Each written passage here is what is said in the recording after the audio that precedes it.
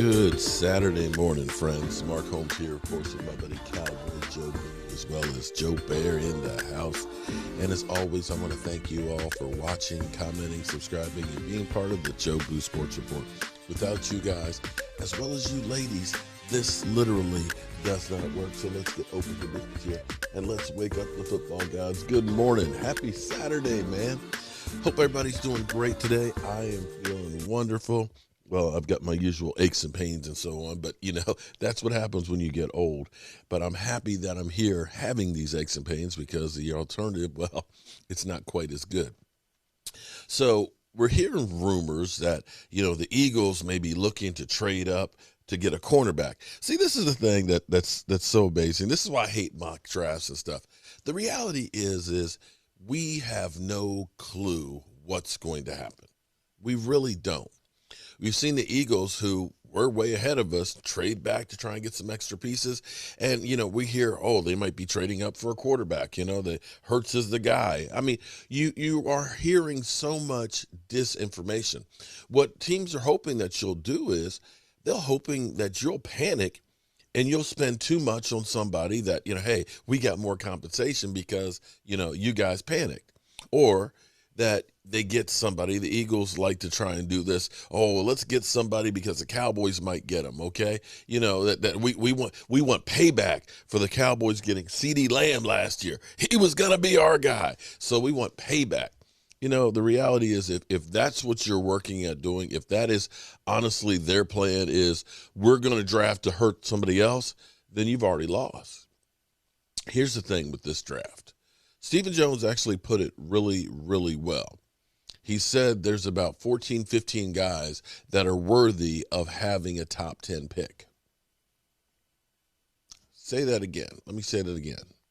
There are 14 or 15 guys that are worthy of being in the top 10. You can only pick 9 people before us. If you're saying that there's 14 or 15 guys that are good across the board that could go anywhere in there, guess what? You're still going to get one. If the Eagles decide to trade back in, take more draft capital, and reach for one guy when they can have somebody who is competent as that guy that they gave up multiple picks for, then that's better for us, because that means they're spending multiple picks for one guy as opposed to having extra picks to pick more people for the team. The Eagles have so many holes that if they were to jump up to get Patrick Surtain and waste more draft picks, they have more holes than they can fill. They have question marks at quarterback. You got to wonder about the coach who's playing rock, paper, scissors to determine whether or not the players are competitive. And I'm not knocking them. That might be the trick. We may all be fooled. But reality is there's a number of players. If it ends up being that they jump up there to take Patrick Surtain, let's suppose there's 5, quarterbacks that are taken. Okay. Then that means you're still going to have the pick of Micah Parsons, maybe Patrick Sewell, one of the great offensive. You have a multitude of places. And the key for the Dallas Cowboys is staying flexible, because there's going to be a lot of movement in this draft. There's going to be a lot of unknown players out there that if you've done your homework, who's going to fit your system and who you're targeting. You're going to have to trust your draft board on here, but be flexible and don't get laser locked on one guy. We got to get when you do that, you're screwed. So flexibility will be the key. Don't worry about what others might do. Worry about what you're going to do, who you're trying to get to fill as many of the holes that you have, and be ready to jump forward, backwards, sideways. Just be ready to jump. Now, what I try to do, because people will say, you're a flip-flopper. I'm not a flip-flopper. Last night when I did my fireside chat, I tried to give the arguments on why you go ahead and say we're going to get Kyle Pitts. And I looked at it from the standpoint of saying, okay, the 2007 Colts won the Super Bowl with the 23rd rated defense. But they turned the defense on in the playoffs at the right time. They gave up like 7 and 9 points in the first 2 playoff games on the way to winning the Super Bowl. So I said there is hope that if you look and say, yeah, if the Cowboys can just play lights out on offense, that the defense won't quite matter as much. That's one way to look at it.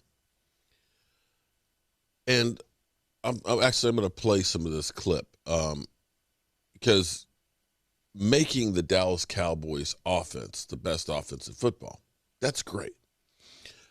I am kind of a student of history. I love studying history.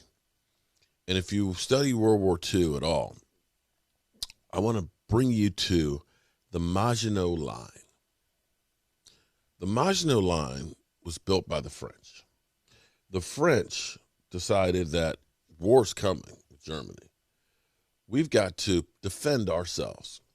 And so on the border of Germany and France, they built this Maginot Line, this fortifications that interlocked with all these tunnels. It was a beautiful thing. They had the gun turrets and everything else and hardened concrete, that it was considered impenetrable, that when the Germans try to attack, we got it covered. You ain't getting in here. No way, no how. It was the best defense built in history. Problem is they didn't take care of their biggest weakness. And instead of the Germans going at them at their strength, they just went right around it. They just literally said, why attack that? We're just going to go to your biggest weakness. Went right on around, done. Maginot Line was never touched, never used. Still stands today. Still standing there. Strong, untouched, waiting for the battle that never came. And this reminds me of our defense.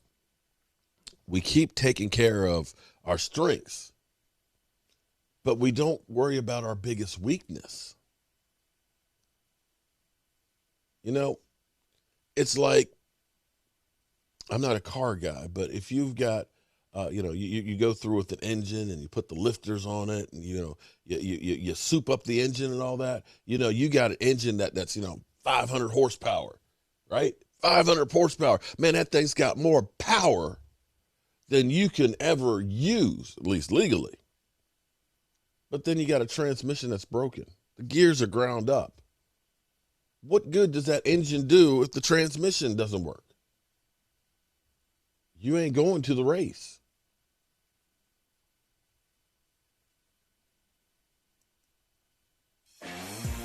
And of course, I messed up and got Go big on baseball this season. DraftKings. Because One, they were the #1 offense when Dak Prescott was healthy last year, right? So how do you get better than #1? Add Kyle Pitts. Then you got the best offense. Dak stay healthy and Kyle Pitts just do what Kyle Pitts does. Full disclosure, Dan Mullen, head coach of Florida football, was a coach at Columbia as well. Dog, we had the best coaching staff. Go ahead, coaches. Chip Kelly, Dan Mullen. Must I continue? My man Joe White, respect for our coaching staff. So it wasn't the coaches. We didn't win because of us. It was just the player. But anyway, so I did have a narrow focus on the Florida football program, watched him play a lot of football. I'm going to make a comparison because Antonio Gates was a rookie when I was in San Diego. And I remember first day of Antonio Gates, comes in with this basketball background, a little shifty, big hips, like, as they used to say, big lower body. So you knew that he had the power, but he also had the shiftiness and was learning the game. He popped year 2. And you could see his athleticism from hello. A little deceptive as well because of his build. He is not Kyle Pitts. Kyle Pitts is out of this world in terms of athleticism. It's silly to see how athletic he is. I played against Tony Gonzalez, they're great. Tony Gonzalez was a beast, basketball player, athlete as well. Kyle Pitts is different than that. So if you just talk about the base in which you can build upon, that's why Jerry Jones is talking about sugar plums and all this stuff. Because he is like, yo, I've seen some amazing tight ends, and even this guy looks different. First off, let's do this. Kyle Pitts isn't making it to number 10. Like, he's not getting that far in the draft. The Falcons might mess around and take Kyle Pitts, I think, at the 4th spot. So Kyle Pitts ain't going to make it to 10. But if he did, I would go as far as to say talent-wise, they would be the most talented offense since the greatest show on turf. Here we go. Yes, Talent-wise, as far as name. Yes. If you got Amari Cooper, who was the highest-paid wide receiver when he was paid, Ezekiel Elliott, who's the highest-paid running back when he was paid, Dak Prescott, who's the highest-paid quarterback when he was paid, plus Michael Gallup, who's gone for 1,000 yards, plus CeeDee Lamb, who went for 900 yards last year, second most among rookie receivers, plus the greatest tight end, even as far as ranking since Vernon Davis came out. That is an offense that should not be able to be stopped. They say you get what you paid for, and the Cowboys would have paid for exactly that, which would be the greatest offense since the greatest show on turf. But to your point, Sel, Zeke plus Gallup plus CD plus Amari, they were averaging 350 yards of total offense when Dak was playing, just those 4 cats. So now you take those 4 cats and you add a Kyle Pitts, there's just no way you will stop the Cowboys offense. Really? Let's bring in NFL analyst Bucky Brooks to get his take. So, Bucky, would Kyle Pitts make the Cowboys the best offense in the NFL? I mean, this is an old Tupac song. How do you want it? How do you want it? Like, how do you want it? How do you need it? You look at their offense, potentially with Kyle Pitts at tight end. Man, you talk about him controlling the middle of the field like Travis Kelce for the Kansas City Chiefs. Then the 3 weapons around him, Michael Gallup, CeeDee Lamb, Amari Cooper. Plus, you got to deal with Ezekiel Elliott behind Dak Prescott. How do you deal with that? I mean, you're talking about not to defend the run because you don't have enough bodies to deal with everything in the passing game. This absolutely would be a nightmare for defensive coordinators around the league to have to defend. And I know people are going to say, yeah, but they need to fix the defense. Hey, man, when you're hanging 40 on them, you don't have to worry about the defense playing great. They just need to be okay. And because they can put so much pressure on the opposing team, you no longer can play balance if you're the opposition. Man, if I'm Jerry Jones, no wonder you have sugar plums dancing around your head because Kyle Pitts is a difference maker. He would take them one step closer to getting that Super Bowl title they desperately want. Exactly. I mean, Dak in his last full healthy season, 4,900 passing yards, second in the NFL.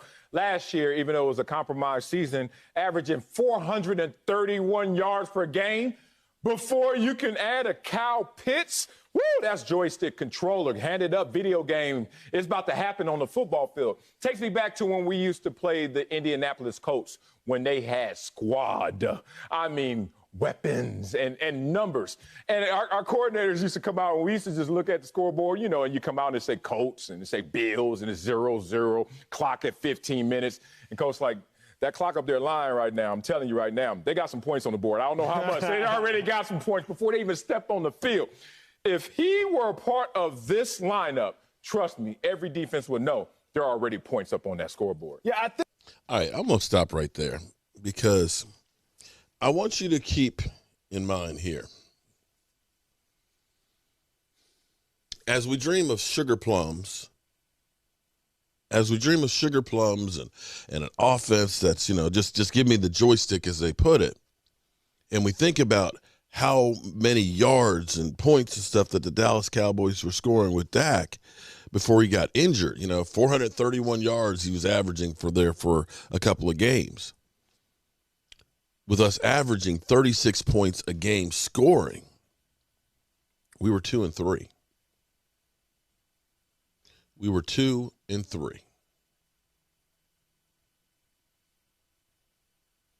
Because the defense was giving up just as many as we were scoring. Now, I'm not going to say that the Dallas Cowboys defense are going to be as bad as last year. I think last year was just like the perfect storm against the defense that literally between bringing in players during training camp, which was a shortened training camp, you know, like Dontari Poe, who was on the PUP list for the shortened training camp without having any preseason games, with then bringing in a new coach who was trying to not only change the defense, but make it, we're going to keep some of that. We're going to make it, you know, we're going to be 3-4, 4-3. We're going to be hybrid. We're going to do some things that you guys, you know, like to do. And you take a D-Law who's always had his hand in the dirt and you have him stand up.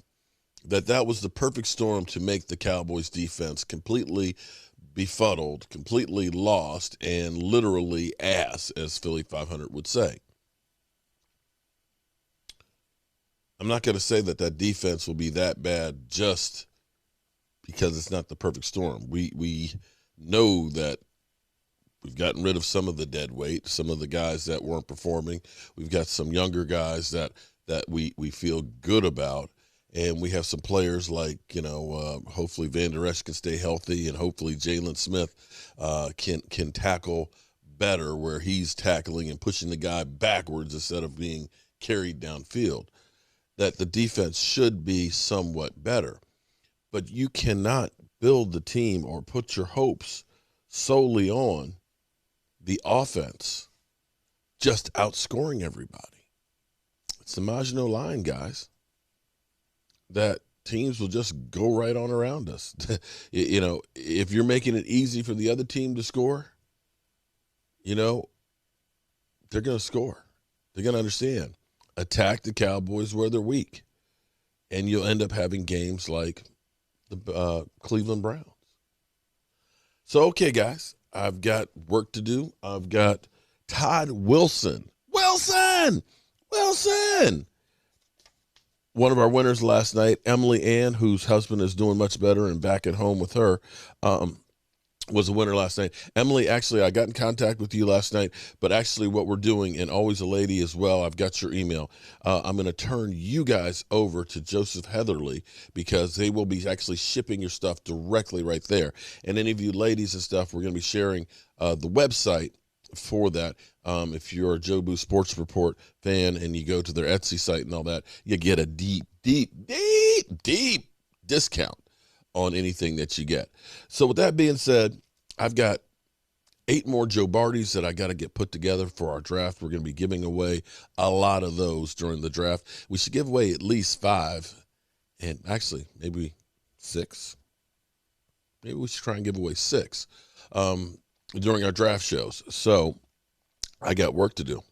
As always, guys, our folks here, and as always, I want to thank you all for watching, commenting, subscribing, and being part of the Joe Boo Sports Report.